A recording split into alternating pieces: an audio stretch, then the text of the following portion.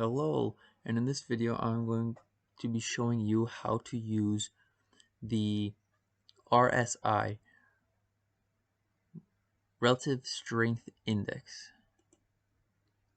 Go to your indicators and type in RSI and your Relative Strength Index will pop up. So here you see I have the RSI and the Scholastic RSI. It's the same thing, but I like to use the Scholastic RSI because it's just a little clearer, a little cleaner, and easier to read.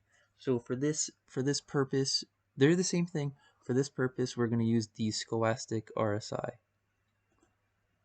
So the way to use this, traders always like to look at the lows and the highs. So let's take an example of a vertical.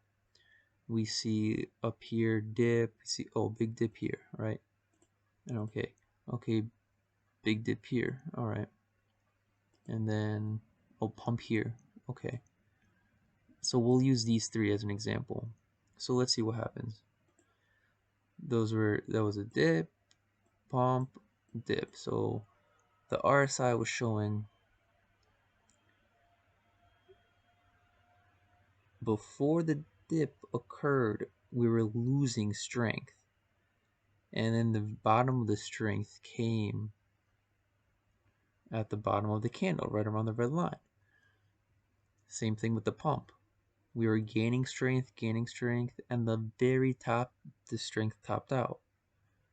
And then we saw a little flattening, but breakdown again, losing the strength.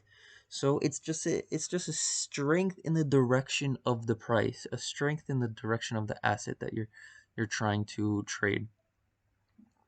And a good indicator of how to trade this would be to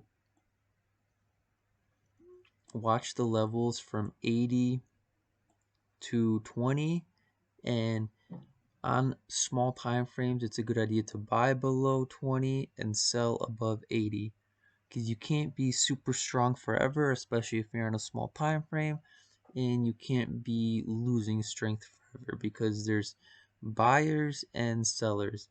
Sellers, they like to sell at the top, buy low. So follow the trend. Sell at the top, buy low.